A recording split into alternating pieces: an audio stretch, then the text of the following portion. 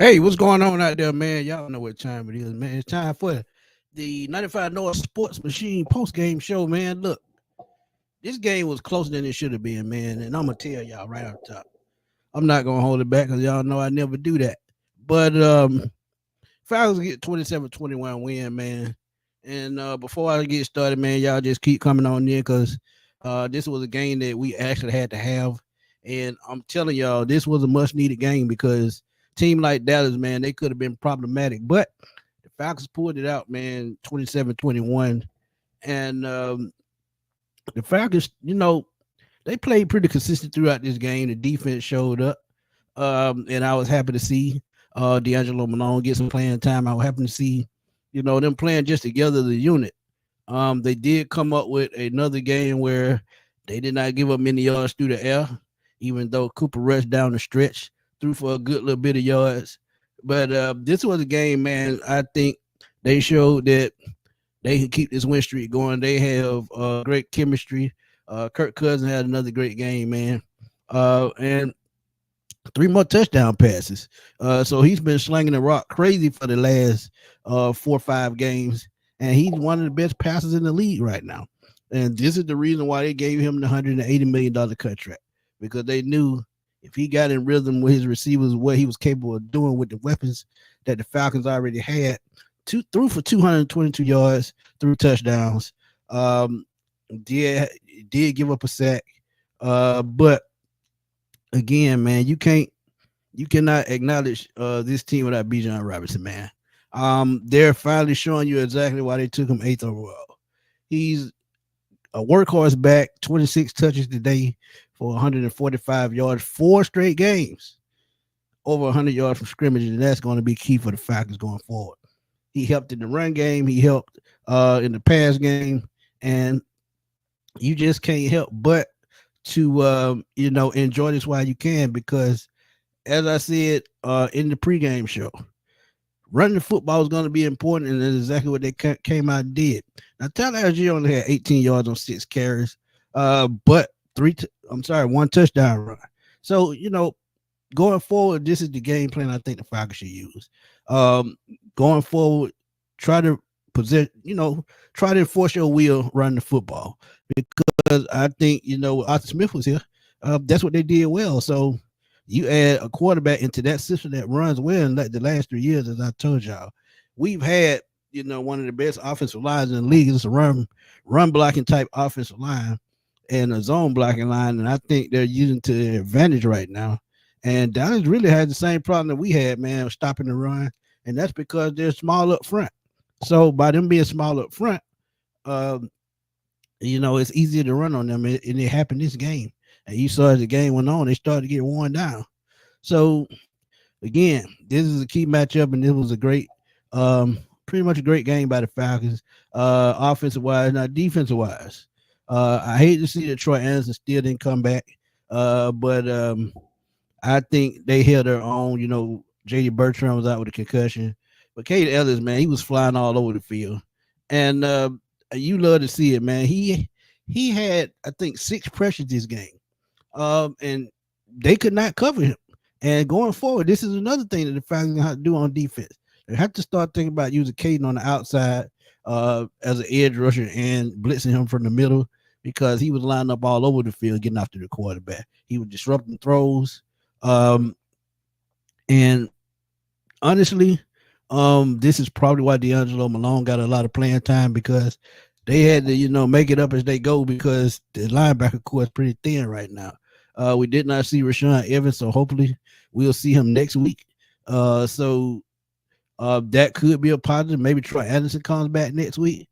So I'm looking at this as defensive wise, this is a great building block, because Justin Simmons, Jesse Bates, they can't do it by themselves. AJ Terrell had 9 tackles this game, had a very, very good game. So this right here was probably one of the more balanced games the Falcons have played this year. So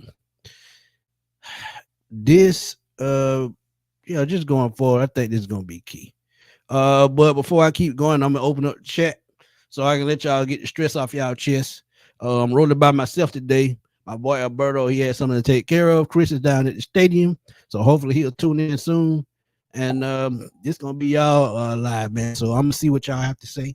I just dropped my instant reaction video, so if y'all want to see the instant reaction video after this, you can just go check it out. It's not that long, it's just a quick thought. And say what's up to the chat right quick. My boy Chef AD, what's good, man? Dirty Bird Gang,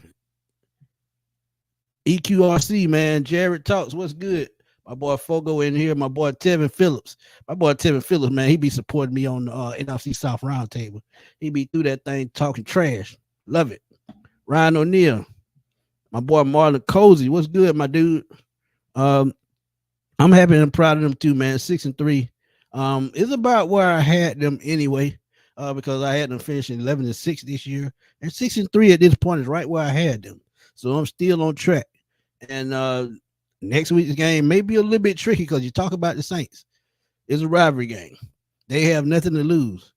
That's a recipe for a trap game. That's a tough game.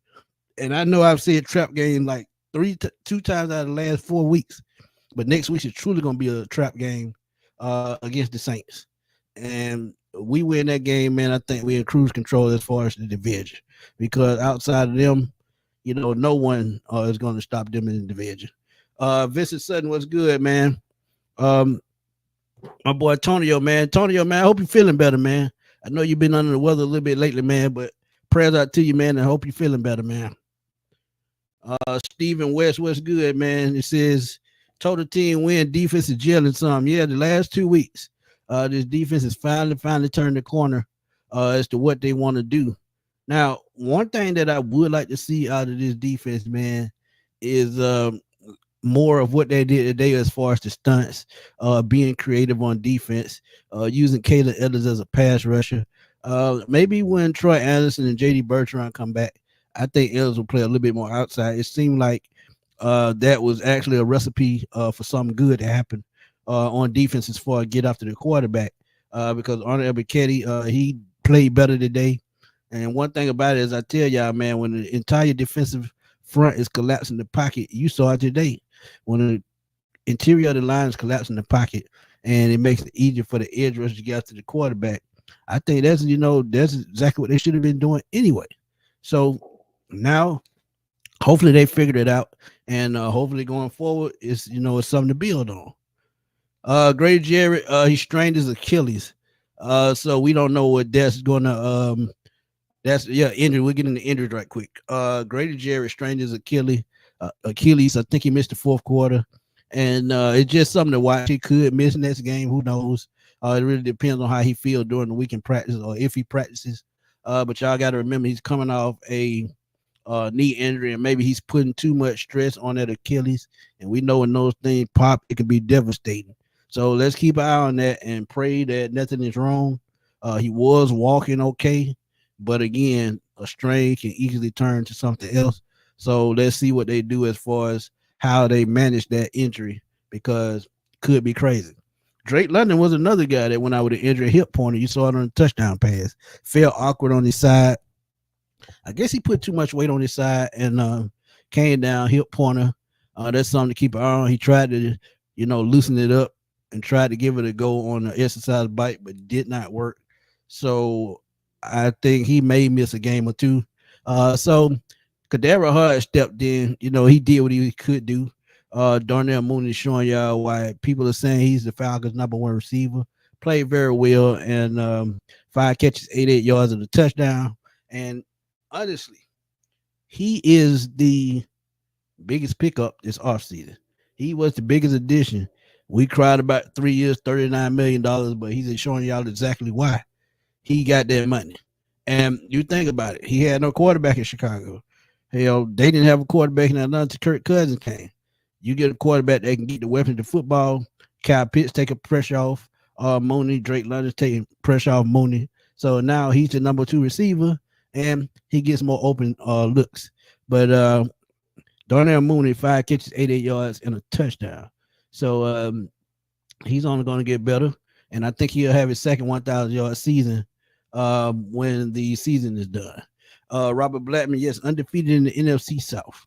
So let's keep it going, man. Let's keep it going. But I ain't gonna hold y'all long today, man. I got something to do. But we can talk Falcons for a little while. What I'm gonna do, I'm gonna throw the invite in the chat. If y'all want to come in and talk with me, give me y'all thoughts on the game. Y'all can free to do so. And we'll stay on for a little while, man. But let's keep this thing rolling. Keep this thing rolling. The link is in the chat. So y'all come on through, holler at me, and talk to me, man. M-Dub, the franchise, what's good, my dude? We will have more wins before the bye week than the total amount of wins we had the last year, and I can see that. Because if we win next week, that's 7 games. We only won 7 games the last 3 years, so I can see that. M-Dub, my boy DA finna come through and talk some knowledge with me. DA, what's good, man? Man, what's going on, y'all? Hopefully, man, my Wi-Fi don't act up this week, Schmitty, man. Man, that T-Mobile Wi-Fi, straight trash, man. Oh, man, hey, boy, look, I already know. Yeah. But hey, man, talk to me. I want to say, man, for them guys to be 6-3, and I still don't feel like they played their best game yet. Today was a complete game. Those guys jailed, man. Like you said, Kirk Cousins was able to have another good game. I think Kirk may have 13, 14 touchdowns in the last 4 man, having an MVP type season, with Bijan Robinson and Tyler Algier being I wouldn't really consider them to be scapegoats in terms of, go-to guys if the passing game breaks down. But as you stated, man, formula, and the formula that they have on offense is going to be beneficial if they do get into the playoffs. Because, in the playoffs, man, you got to be able to run the ball, Oh, yeah, no doubt. But for the most part, man, like you said, the defense made a bit of a 180 today. Still looking for, like I said, they did collapse the pocket a lot, man. The defensive line played a lot better up front, getting pressure on Dak Prescott. I don't know if because Zach Martin knees getting bad or it's time for him to get up out the league, man. But for the most part, like I said, I like what I saw. I did see a little improvement from Ebiketer today, getting pressure on the quarterback. But as you said, man, Aiden Ellis, man. A lot of folks say, man, Dallas ain't the same, man. Listen, you talking about a Dallas team that led the offense, led the NFL in all offensive categories 2 out of the last 4 seasons. So we still look at the Dallas Cowboys as a contending team. They may not be at the current moment, but we still look at the Dallas Cowboys as a team that's a significant win. So I'm proud of these guys being at 6-3.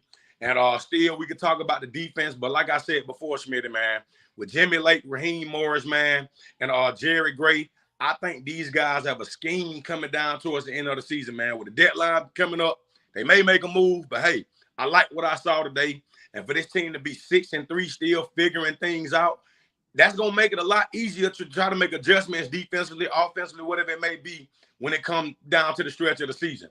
It's better to be winning and figuring it out than to be losing and stress trying to figure it out. That's true.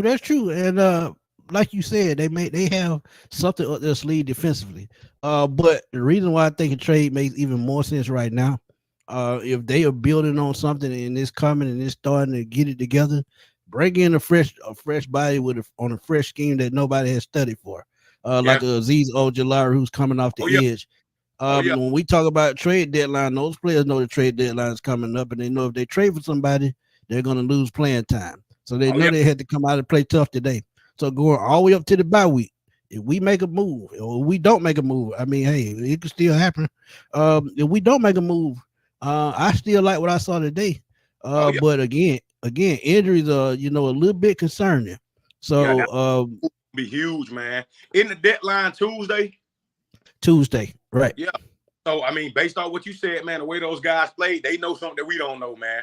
I think it's like you said. I think it's smart to make a move because, like I said, if you got an opportunity, you have the money to go ahead and go get a guy. Let's not wait. Let's not sit back. Let's not be complacent. Go ahead and bring that guy in. And like I said, Ojulari, I mean, he's gonna basically unleash Judon. He's gonna unleash Matthew. And also, it's going to force Ebiketer to step up if they don't trade him, which I don't see that happening. But like I said, bringing Ojulari on be great for this defense, man. But they may not trade either one of them. What they may do is bring in one more guy to add to that rotation to make the rotation a little bit stronger. Because at times, Ebiketer is not playing well. At times, Judon is not playing well. They bring in a third guy to rotate with both of those guys. Maybe it keeps them fresh and maybe it keeps them, playing a little. Makes them play a little harder with a little bit of competition because competition don't hurt nobody. Yeah. So that's something I could definitely see.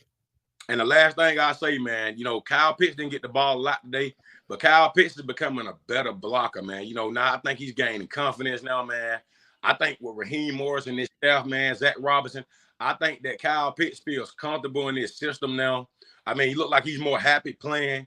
And like I said, man, he becoming a better run block. He helping out in pass protection, man.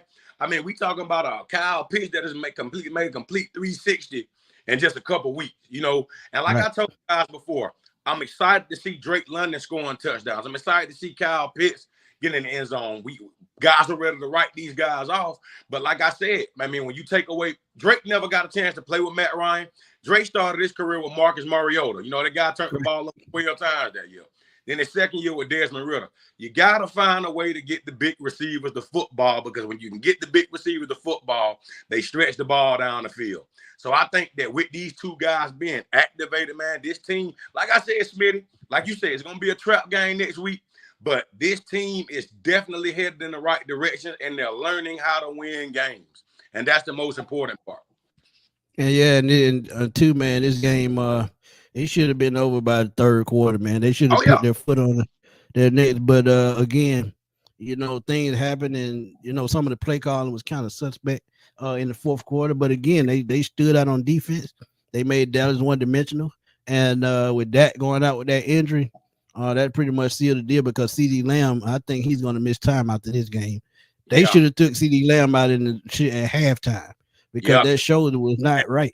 He may cost himself some money. Yeah. It's Dallas in a rocky road right now, man. There's a lot going on with the Cowboys right now. But I'm gonna go ahead and check out Schmidt, man. Thank you for having me on, man. I appreciate you, man. No problem, man. When you get that channel going, man, let me know. I've been lazy, man. I ain't been making content like that, but I'm gonna keep going, man. Well, shoot me your info, man, and I'll reach out to you. Okay, I'm here to help you get going. Okay. All right. Cool. Appreciate you. That's my boy, DA, man. He coming in with the knowledge as always. I gotta bring my boy Dirty Bird gang in, man. He was next in the chat. Dirty Bird, what's good, man? Hey, man, how you going? How's it going, Smitty, man? It's a pleasure to finally get to see you on the chat, man. I'm a big fan of yours, big fan of the channel. Hey, no doubt, man. No doubt. Yeah. I appreciate you. What's your thoughts on the game, man? My thoughts on this game, man, is I just want to give a big shout out to Zach Robinson, man. I'm seeing much improvement every game. After that, I believe Kirk Cousins was on his way to getting sacked. He had kind of sidestepped, and Bijan, not take credit away from Bijan, man. He's such a phenomenal player. He knew that Kirk was in trouble, and I think he got away and broke for that big game. And then when we got in the red zone, man, he was like, man, I'm running the ball. They can't stop me. And they just kept giving it that. They finally gave it to Algier. And, he ended up scoring on that touchdown, which I really thought was good. I really like to see that. I'm seeing him getting more consistent in this play calling. Only thing, them jet sweeps, no quick screens. They seem to stall our offense every time. We'll probably get a 1st and 5 or whatever, good game. And then I'm glad you said that.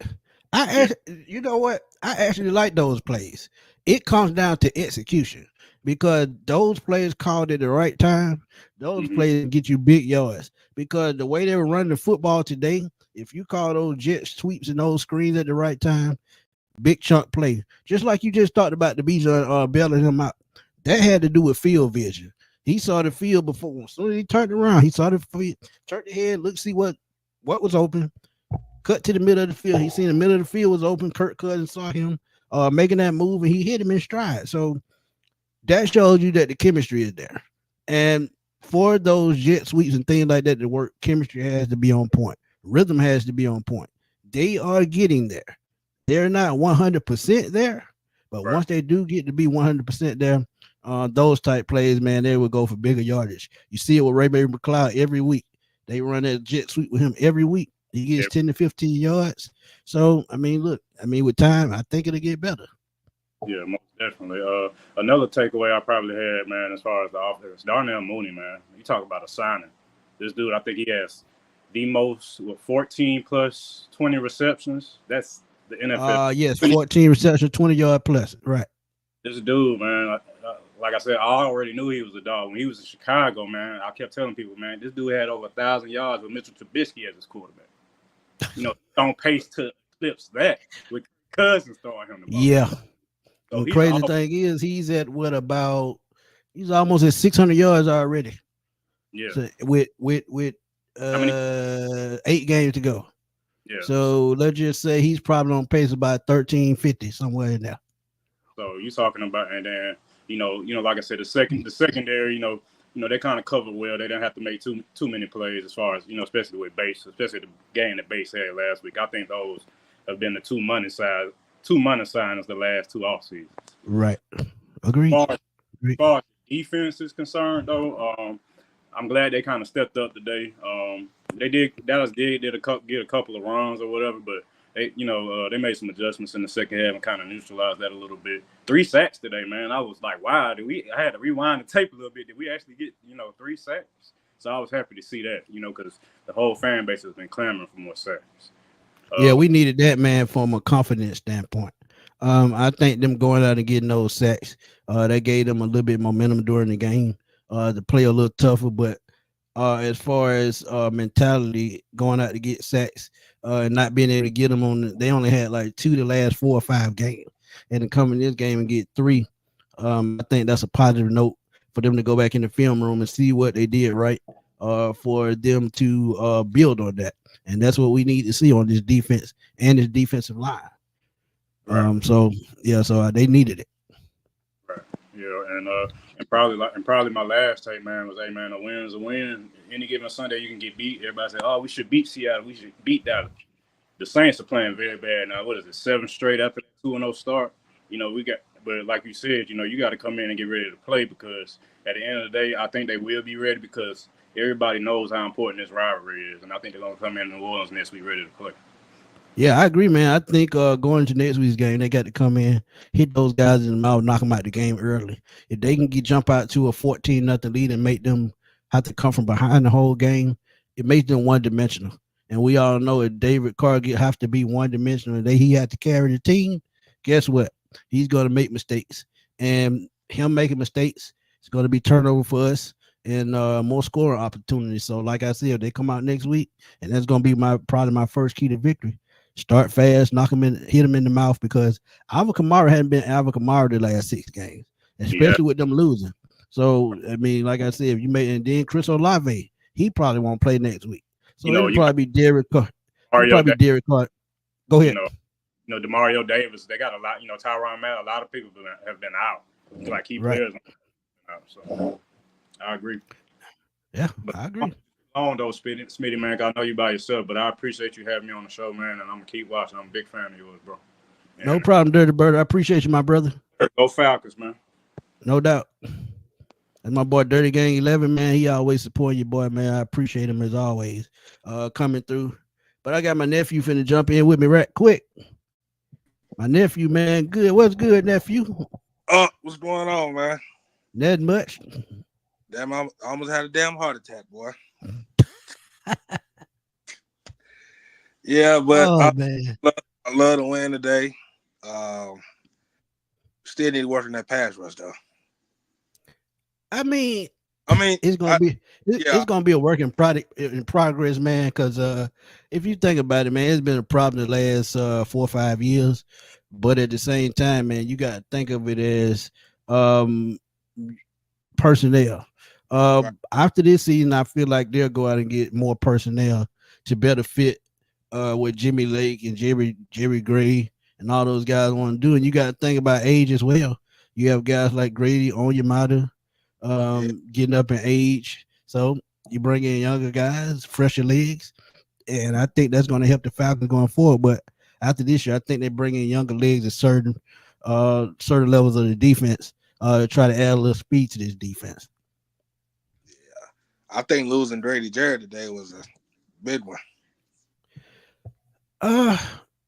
We don't know what this is. I know it's Achilles strain, and I know you have to be careful with those, because if that thing pop, that's a whole year and a half, maybe 2 years.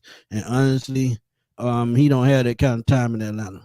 So it's just something to monitor. And like I said, I will keep y'all up to date on that. But Grady came out and played. He came out and played well today, because the last couple of weeks he's been playing a little gimpy to me, and I've said it on my shows. But today he seemed like greater Jared. And sometimes, man, they just need rest. And Right. Kentavious Street came back today. David Onyemata, like I said, they had a good rotation today on that front seven. I think they played fresh the whole game by putting in the right rotations at the right time. So hopefully they can go back into the film room, like I said, and build on that. And maybe that can be something going forward that they could use. Yeah, I think my favorite play of the game was when Caden Ellis stopped CeeDee Lamb. That was my favorite play right there. That was a key play in the game because they were driving and they probably could have took the lead had they kept going. And it was a lot of plays in this game. Dallas just did not capitalize because I remember a play Jalen Tobin ran down the sideline wide open, but Dak didn't even see him, and that was easily a touchdown. Another one was the fourth quarter before they scored that touchdown. Cooper Rush would have hit Turpin in stride. Nobody would have caught him. So look, one thing about it, this is why you study film, so you don't make these same mistake next week. What they have to do, and I don't know what the problem is, but if I have to, I would put Richie Grant, and I said this on a preview show. Yep. If you know your linebackers can't cover, please put a third safety in to help you cover, because that's going to burn you down the stretch. And you saw it a little bit in the second and third quarter. If that makes those throws, that's 2 touchdowns we talking about. So you got to have guys on the field, linebackers, I'm saying, that can, at least cover the middle of the field and be aware, because Nate Landman, man, as I saw him today, when it comes to coverage, he's just not that guy. Nope. He's just not that guy. He at some points of the game, he's lost when he's in coverage. What play was that? Because I think it was that play again when Dak was running, wasn't it? He got that. I'm like over the middle. He threw it over Lamon's head. Yeah. That's exactly what it was. Yep. And he was lost. He was just looking around like, what a ball.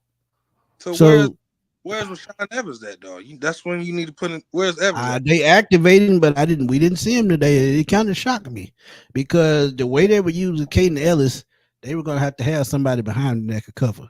And I think Rashaan Evans, he's not a significant guy that can cover, but he can cover enough to make plays.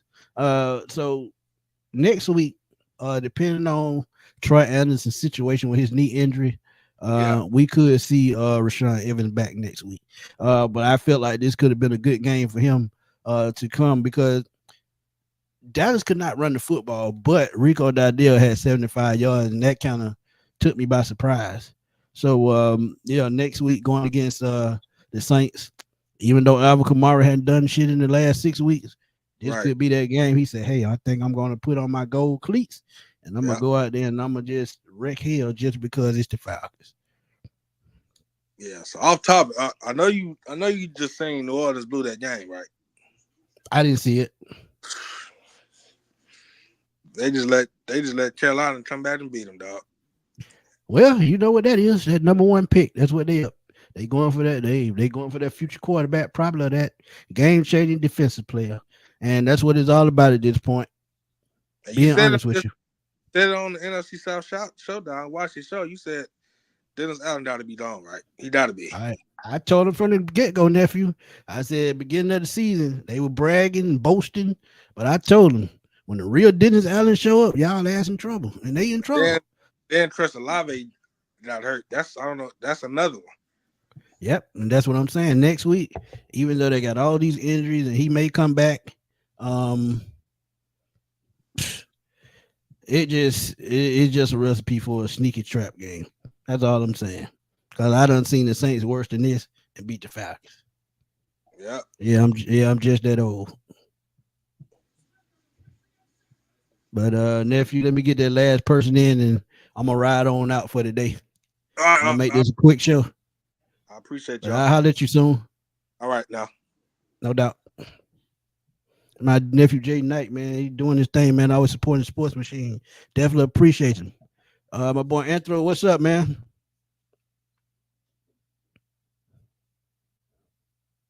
Anthro, you there?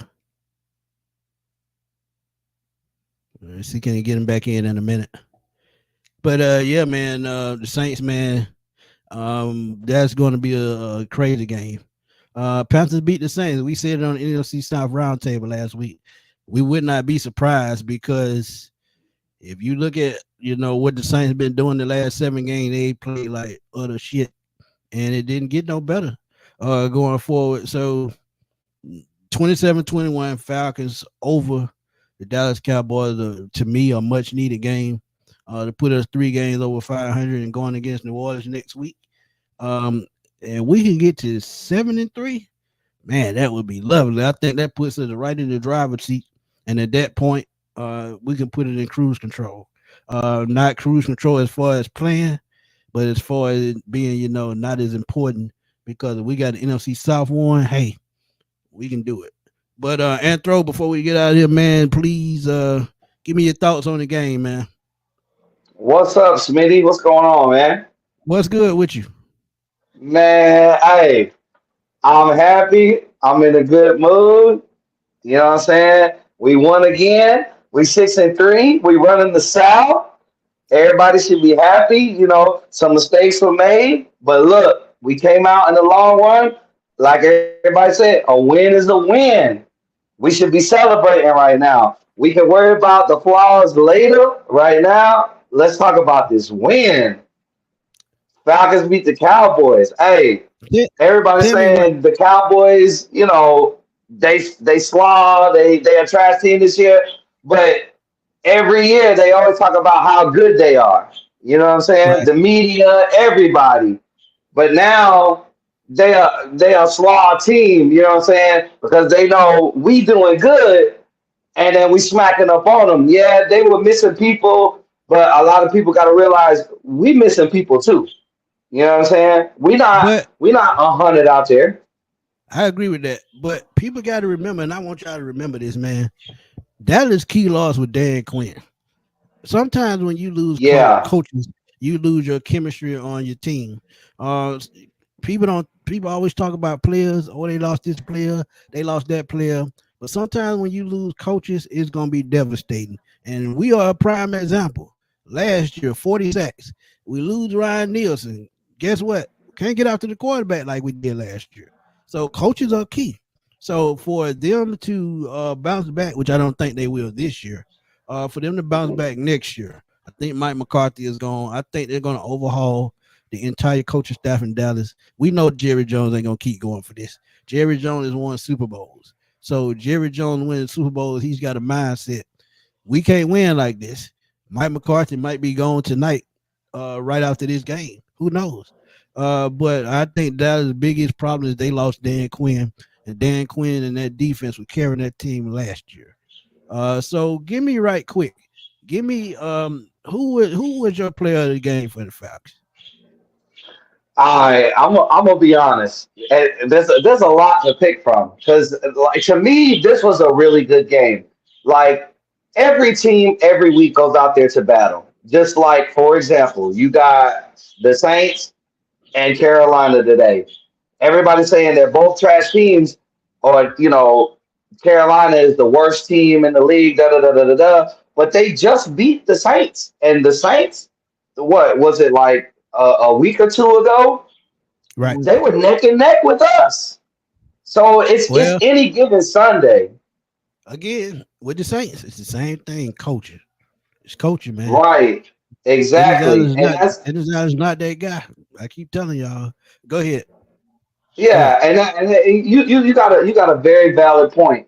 Coaching has a lot to do because coaching, if players don't feel comfortable with coaches and stuff, they're not going to play their best. They might have athletic ability, but it's like, for example, like if you're around somebody you don't feel comfortable with, you can't be yourself. You're gonna be you're gonna be somebody different because you're like, I really don't like this person. I'm not comfortable around this person. You know what I mean? So you can't be yourself. But when you're around like loved ones or people you care about, people you respect, people like that mentor you, that you favor, you're gonna be like, look, let me show you something. Let me show you what I can do. But if you're around people that you're not comfortable with, you're just not comfortable. It puts you in an awkward position. Like, man, I just don't feel comfortable. And that's that has a lot to do with coaching. You got some players that is comfortable with certain people, and like Dan Quinn, a lot of people bag Dan Quinn, but I actually like Dan Quinn.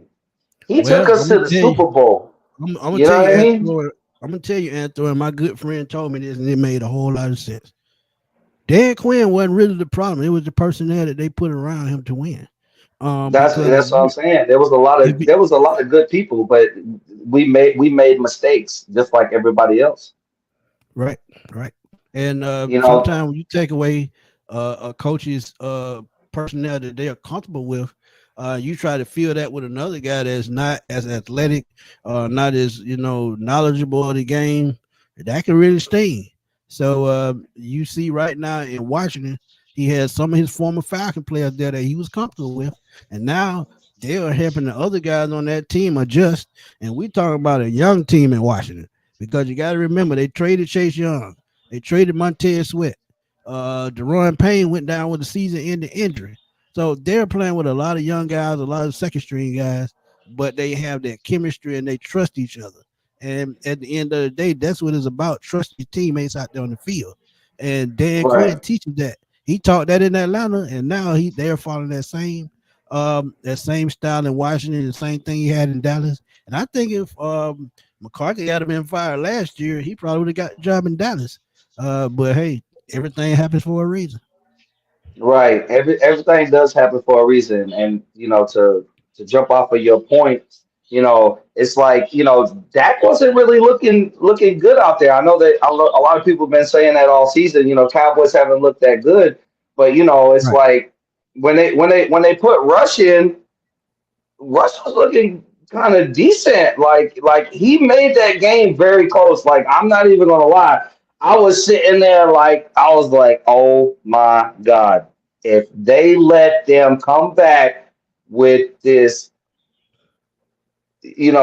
backup, I'm gonna be so hot.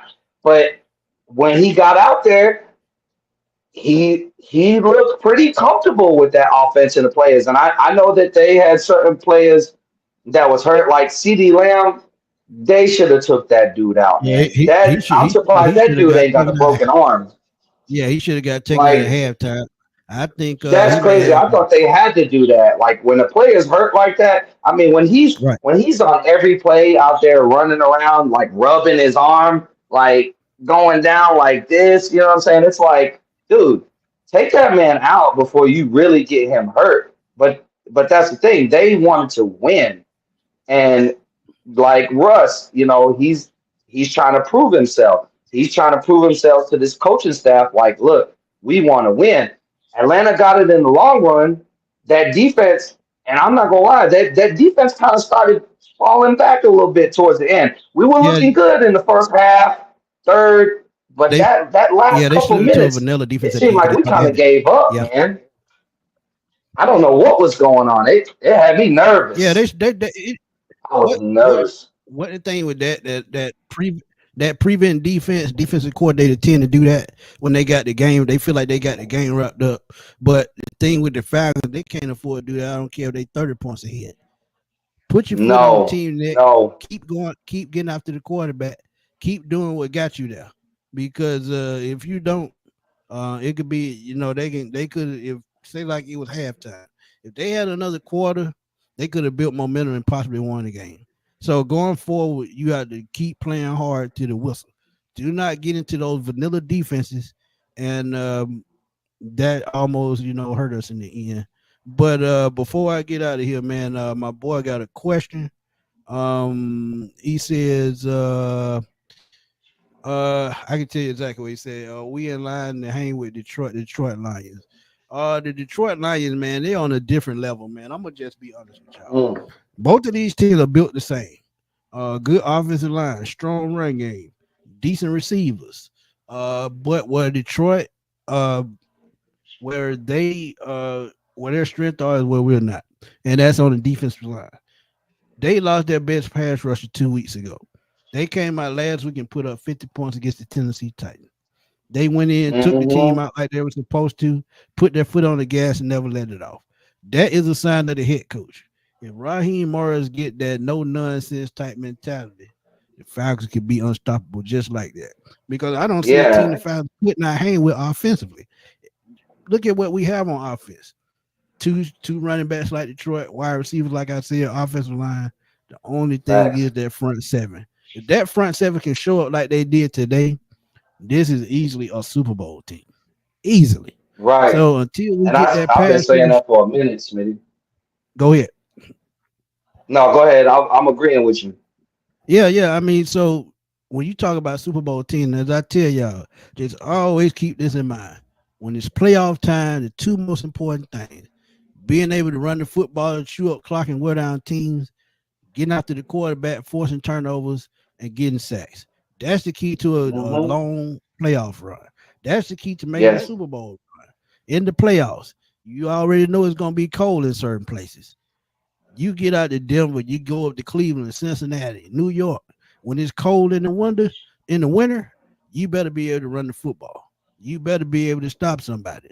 So, going forward, if they have a game like they had today, if they can build on that and go forward getting at least 1 or 2 sacks a game, this team is easily a Super Bowl team. But you got to be consistent at the pass rush. Miss Francis Hunt, Washington, thank you for always tuning in. Thank you for supporting your boy. It said the team, my bad, Miss Francis. The team played from beginning to end today. The defense came out playing fast and tough. I was proud of the way they played there, and I was too, man, because look, I'm telling you, they play this way, this point on, hey, like I said, playoff team. So let's see where this goes, man. Richard said what I saw from the pass rush. If you add someone like Ojulari, Harold Landry, that can unleash the whole defense. I agree with that. But again, you got to remember, you got to be able to, the interior has to be able to collapse the pocket. They did that today, and it took pressure they got off to the edge. Right.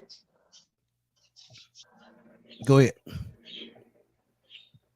Before I get out of here, go ahead. Yeah, I'm agreeing with you. They gotta scheme it right. They gotta collapse pockets. They gotta, push off. There's a lot of times where I'm seeing on our line where, they're just one and up on each dude and nobody can just break off. Like the first half, they were creating pressure and collapsing the pocket against, Dak. They got them double sacks, you know what I mean?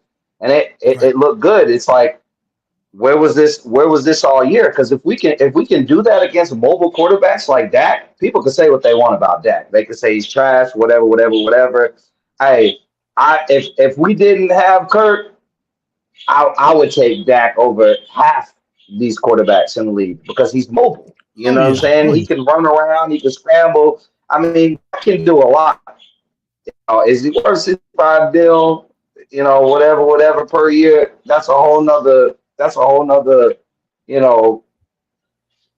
talk. Yeah, but long story short, I mean, he goes out there just like every other quarterback, and he's at least, I'd say Dak is at least in the top 15 of quarterbacks, just like Kirk is. You know what I mean? So you can't just say he's not doing his thing. You know what I mean? Yeah. But I mean, it's a little off year for them. But we doing our thing too. We got to continue to do our thing. This defense needs to create more pressure, collapse pockets, get to the quarterback, because when you do that, it throws them off. We ended up taking out their star player because, we out there just putting them down, you know what I mean? And we creating that pressure. So if we could do that from now on, I don't think one player will just change this team dramatically. It can always help, but that's on what Terry and Raheem and this whole team, what they want to do.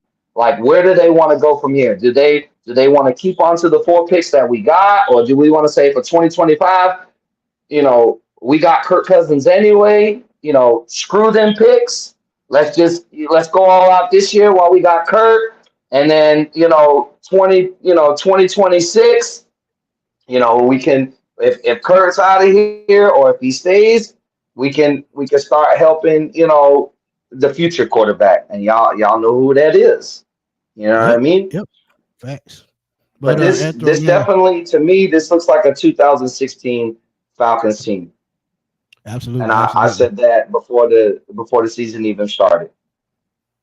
But and thank we you for coming looking good through, out man. there. I gotta jump in with my boy Chris I appreciate it, Smitty. Before I wrap it up, make sure you tune in to the NFC South Roundtable on Tuesdays at 7:00, and our shows on Wednesday at 9:00. So we have some pretty Most good definitely, shows coming. Smitty. But I appreciate you, Anthro. Hey, love it, fam. Appreciate it. Appreciate you letting me in. Ride up. I know what it is. Hey, let's celebrate this win. Facts. Peace. Appreciate you. Shout out to the Dixon Way, man. Said Kate Ellis playing like his hair on fire. I agree with that 100%. Kate Ellis did his thing today, man. He was getting pressure after pressure. I think he had 6 pressures this game. And my boy Berto, 95 North Berto, he has been saying all year that they should be using Kate Ellis and Troy Ellison as outside blitzers because of their speed, because of their agility. And if we can get a linebacker in there to play in the middle, I think that would be a wise choice going forward. Let's welcome in one of my co-hosts, my boy Chris Tip Moore. He was out at the stadium today doing his thing, man. Tell us right quick, but what you saw, man. Shoot, man. I seen the Falcons, basically coming out, establishing themselves. Of course, we can always nitpick about, being better in certain areas, but today I'm just gonna be happy with the win. You know what I'm saying? We took care of business. Y'all gotta excuse me. I'm still down here working at the stadium, but I definitely want to check in with everybody, tap in with everybody. And again, we generated pressure. We got the quarterback on the ground. Those are just things that I'm happy about. I have really no complaints on that end because I know that the secondary can take care of business. We've seen them. They have 7, 8 picks, but we wasn't getting sacked. Now the fact that we have the capability of getting sacks, I think we should still make a move at the trade deadline here to improve it. But I was happy to see Grady and AK get those sacks today. Caden Ellis, like Dixon Way said, playing with his hair on fire. I really enjoyed watching Caden Ellis today just play football. And just overall, hopefully, Drake is all right. But Drake was, a baller. Shoot, man, Ray McLeod getting his first touchdown. And, he was one of the only Falcon offensive players that really hadn't scored a touchdown yet. So I was very pleased and happy for him to get that. Happy for him to get acclimated in this offense. Overall, again, man, like I said, you don't want it to be as close as it was. I admit that. You don't want that. But you got the dub. And right now, the Falcons are not only undefeated in their division, but they only have one conference loss, and that's to the Seahawks. So the Falcons are setting themselves up nice. We got to take care of business next week against New Orleans to continue to be undefeated. But you're technically sweeping 2 divisions right now because you already beat the Eagles.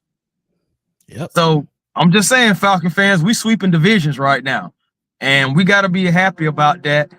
Last week, I know I complained about sacks mostly and everything like that. Today, we got the quarterback on the ground. I am pleased. Again, you just don't want it to be that close, but you got the W. That's what I'm happy about. Let's rise up. We 6-3. 6-3, y'all. Last time we did that, we was in a Super Bowl or something like that, right? Yeah.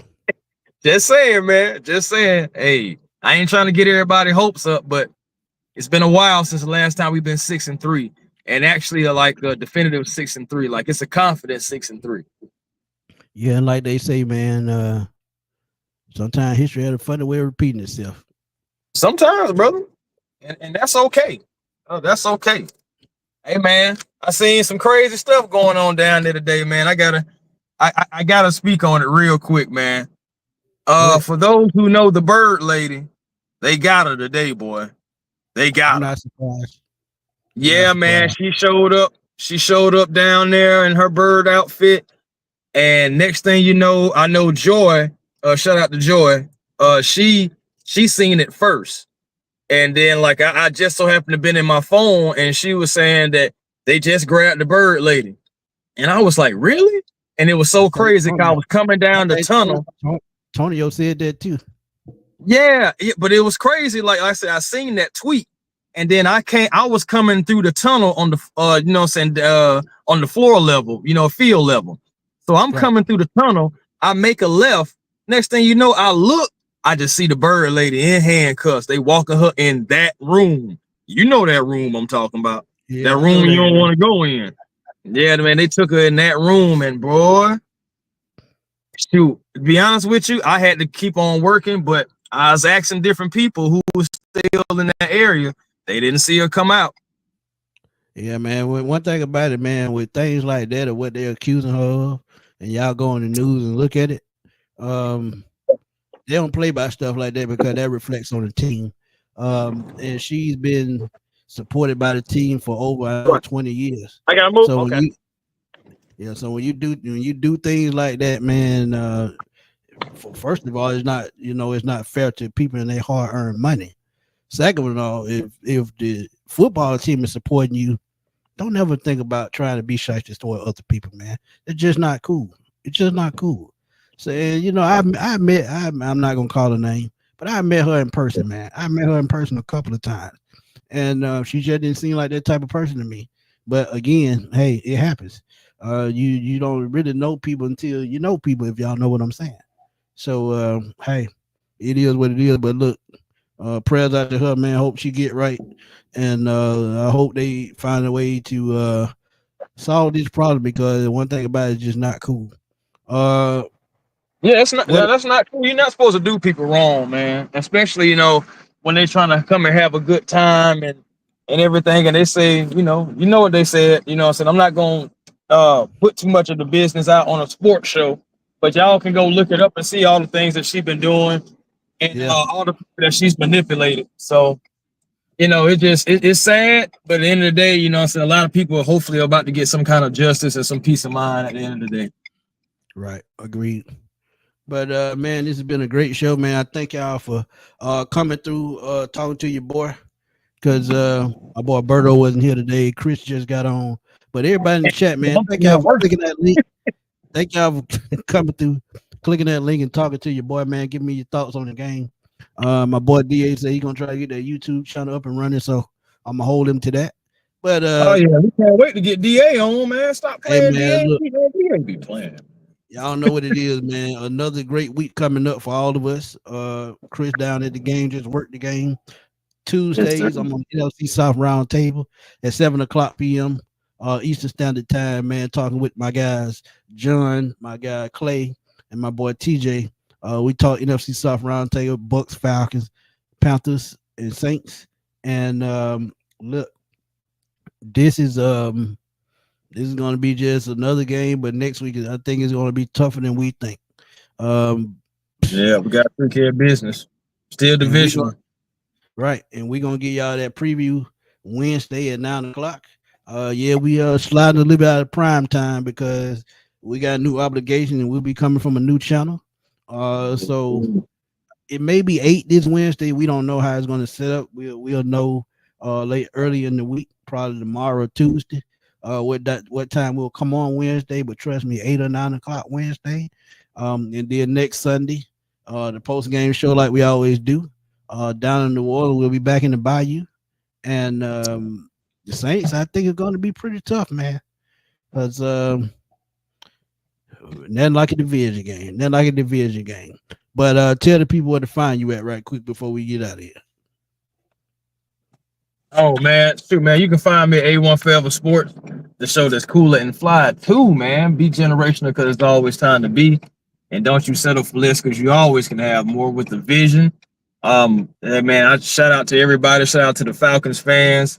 Shout out to the Falcons for just taking care of business, because this was a game that you could have lost. Definitely if you didn't execute properly. So I'm happy to see my guys take care of business. Go ahead and go to 6-3. And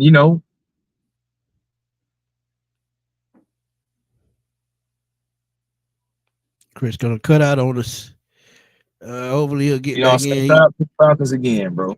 Yeah. Oh, he back He in now. back. But yeah, you cut out for a minute.